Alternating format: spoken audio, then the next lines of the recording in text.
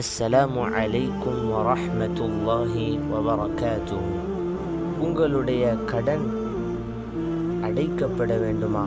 உங்களுடைய கடன் எவ்வளவு அதிகமாக இருந்தாலும் சரி, அந்த கடன் நிறைவேற்றப்பட வேண்டுமா? மேலும் உங்களுடைய கவலைகள், கஷ்டங்கள் நீங்க வேண்டுமா? அப்படி என்று சொன்னால், நீங்கள் ரசூலுல்லாஹி ஸல்லல்லாஹு அலைஹி வஸல்லம் அவர்கள் கற்றுத்தந்த இந்த துஆவை காலையிலும் மாலையிலும் மேலும் ஒவ்வொரு 5 நேர தொழுகைக்கு பின்னால் இந்த துஆவை ஓதி வர வேண்டும்.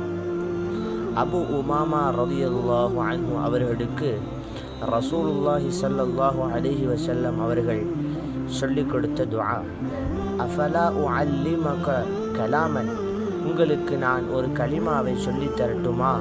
இதா குல்தஹு, அதனை நீங்கள் சொன்னீர்கள் என்று சொன்னால், அத்ஹபல்லாஹுல் ஹம்மக, உங்களுடைய கவலையை அல்லாஹ் நீக்கிவிடுவான். வகதா அன்க தைனக், உங்களுடைய கடன் சுமையை அல்லாஹ் நீக்கிவிடுவான் என்று ரசூலுல்லாஹி ஸல்லல்லாஹு அலைஹி வஸல்லம் அவர்கள் அபு உமாமா ரலியல்லாஹு அன்ஹு அவர்களிடம் கேட்டதற்கு சொல்லித்தாருங்கள் என்று சொன்னார்கள்.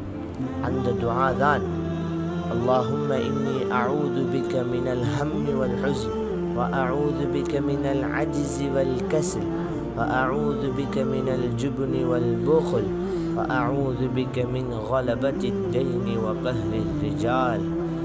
ஆக இந்த துஆவை நாம் வழக்கமாக இஹ்லாஸான முறையில் நம்பிக்கையுடன் ஓதி வந்தோம் என்று சொன்னால், அல்லாஹ் நம்மளுடைய கடன் சுமைகளை நீக்கி, நம்முடைய கவலைகளை நீக்கி இன்பமான வாழ்க்கையை அல்லாஹ் நமக்கு தருவான் இன்ஷா அல்லாஹ்.